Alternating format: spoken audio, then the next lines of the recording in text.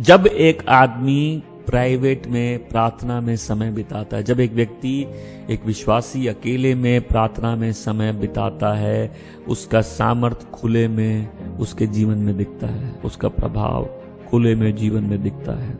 हम सबको अपने जीवन में जरूरी है कि हम भी एक समय ऐसा अकेले का बनाए जहां पिता के साथ कम्युनियन हो सके, पिता के साथ बातें हो सके, पिता की उपस्थिति में, हुजूरी में प्रार्थना हो सके।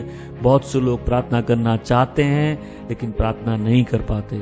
बहुत से लोग के पास समय नहीं है, बहुत से लोग समय नहीं निकालते, बहुत से लोग उसकी वैल्यू नहीं समझते। बहुत से लोग नहीं समझते कि तुम कुछ नहीं कर सकते अगर वो तुम्हारे साथ नहीं है, तो तुम उसके बिना कुछ नहीं कर सकते। और दुनिया के लोग बहुत सियाने हैं, दुनिया के लोग बहुत समझदार हैं, जो आत्मिक जगत को पूरा इन्वॉल्व करके रखते हैं, जो अपनी भक्ति में, अपने सैक्रिफाइसेस में, अपने जादू टोने में, अपनी मूर्ति पूजा में, अपने जो भी आध्यात्मिक कार्यों को अपनी पर्सनल लाइफ से बिल्कुल जोड़ के रखते हैं। लेकिन एक विश्वासी भूल जाता है कि उसकी लाइफ का ग्रेटेस्ट रोल मॉडल प्रभु यीशु मसीह खुद एक मैन ऑफ प्रेयर था।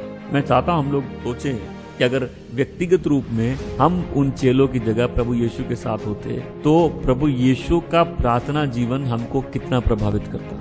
हम लोग किसी भी मैन की अथॉरिटी से इम्प्रेस्ड हो जाते हैं, हम लोग किसी भी मैन के मिनिस्ट्री से या उसके ग्लोरियस वर्क से बहुत इम्प्रेस्ड हो जाते हैं। बट बहुत कम लोग हैं जो जानना चाहते भाई इस पावर का सीक्रेट क्या है। बहुत कम लोग हैं जो जानना चाहते भाई इस मैन का सोर्स क्या है।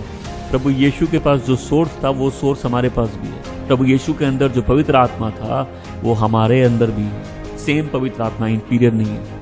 और वही सामर्थ्य पवित्र आत्मा हमको दिया गया है ताकि वो हमारी सहायता कर सके, इवन प्रार्थना में हमारी सहायता कर सके। हमको कैसे प्रार्थना करना है, क्योंकि हम नहीं जानते हमको कैसे प्रार्थना करना है, लेकिन हम प्रार्थना करने बैठते ही नहीं है, तो पवित्र आत्मा हमारी सहायता कैसे करेंगे। जब हम वो करेंगे जो हमको करना है, तब परमेश्वर अपनी सहायता उपलब्ध कराएंगे। हम सुसमाचार नहीं बांटेंगे तो पवित्र आत्मा मेरे बदले जाके सुसमाचार नहीं बांटेंगे।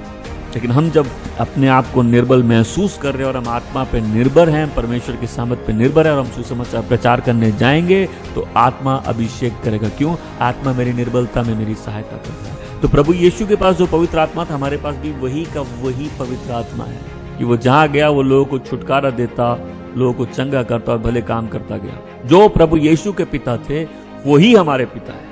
तुम सोचो, जिस व्यक्ति के नाम पे हम प्रार्थना करते हैं वो खुद भी प्रार्थना करने वाला व्यक्ति। ये क्या मिस्ट्री है कि परमेश्वर खुद परमेश्वर से प्रार्थना कर रहे हैं। आज समझना इस बात को कि प्रभु यीशु प्रेयरफुल मैन थे। जितना बिजी लाइफ प्रभु यीशु की, उतनी ज्यादा प्रेयर। अब इसको अगर हम लोग अपने कॉन्टेक्स्ट में लाए, हम जितना बिजी होते हैं हम उतना कम प्रेयर करते हैं, राइट।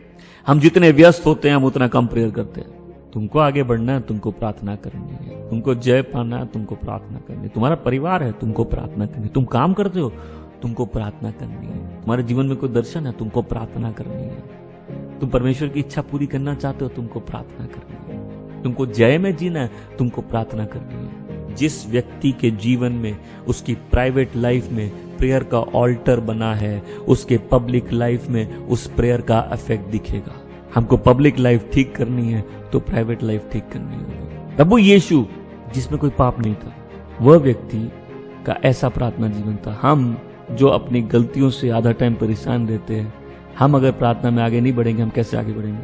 प्रभु यीशु ने अपने लिए प्रार्थना की, अपने चेलों के लिए प्रार्थना की, भविष्य में जितने चेले होंगे उनके लिए प्रार्थना की, अनुग्रह के लिए प्रार्थना की, जय पाने के लिए प्रार्थना की, अपने प्रलोभन में प्रार्थना की। आज किसी को समझ जाए यदि हम जीवन में स्ट्रगल कर रहे हैं, उसका बहुत बड़ा रीजन है हमारी प्रेयर लाइफ। क्योंकि हम पब्लिक में कुछ करना चाहते हैं लेकिन हमारी प्राइवेट लाइफ वीक है।